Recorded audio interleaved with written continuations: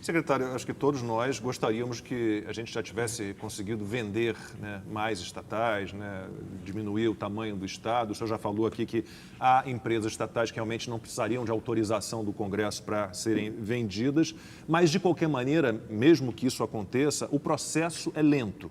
Né, os estudos, todo o processo para encaminhar uma privatização, uma venda de uma empresa. Quando este governo que está aí, quando o governo Bolsonaro chegou à presidência, havia algum estudo ou os estudos todos começaram, de privatizações, começaram a partir da chegada do presidente Bolsonaro? Todos eles, sem exceção, começaram com a nossa chegada. Não havia nenhuma empresa com estudo em andamento, nenhuma. Tá? Então, a gente teve que quebrar toda essa inércia. Qual foi a estratégia, tá, Lacombe, no primeiro momento? Desinvestimentos. Então, como mudou a forma de pensar, nós mudamos todos os CEOs das empresas estatais. Então, a gente... Só para colocar em alguns números, tá? Em 2015... o conjunto das estatais no Brasil deu um prejuízo de 32 bilhões de reais, em 2015. Depois, em 2016, já veio, né, o governo Temer, então começou a melhorar um pouco, e o recorde histórico foi em 2019, com quase 100 bilhões de reais de resultado positivo das empresas estatais. Em 2020, teve uma pequena redução por conta uma redução por conta do Covid, tá?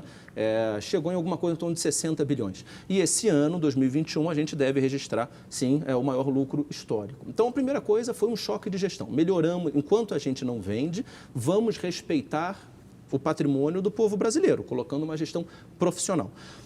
E como a visão mudou, essas empresas, elas não buscavam mais uma participação minoritária, né, para tentar ter uma relevância maior, conseguir mais conselhos de administração. Elas começaram a desinvestir e a focar no seu core business. Então, o que justifica, como o professor Rui perguntou, o que justifica a criação daquela empresa? É isso daqui? Então, tá bom, a exploração de petróleo em águas super profundas, como no caso da Petrobras, vamos focar nisso e desinvestir de todas as outras maluquices que eram feitas.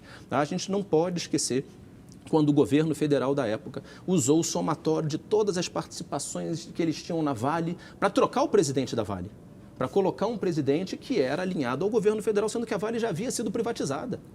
Então, eles reestatizaram sem ninguém perceber.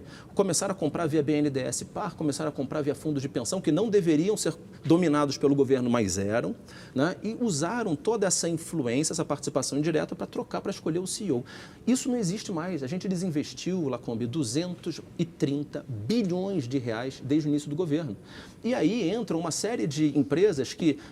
Engraçado que quando se contabiliza no governo FHC da década de 90, se considerariam privatizações. Então, contam para ele como privatizações. Para a gente não conta como desinvestimento. Mas, de fato, houve privatizações indiretas, como é o caso da BR Distribuidora, como é o caso da transportadora associada de gás, a TAG. Então, houve sim uma série de privatizações, inclusive com o suporte do BNDES, que é federal, às privatizações estaduais. O que antigamente se fazia? Bom, tudo bem, eu tenho uma renegociação aqui de dívida com o governo do Estado.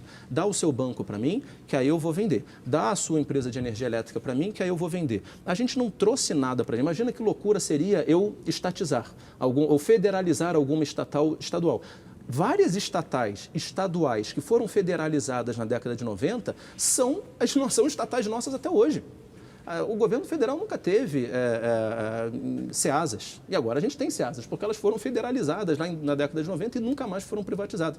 Então não faz sentido você trazer isso para cá. O que a gente fez? O BNDES apoiou as privatizações diretamente pelos governos do Estado.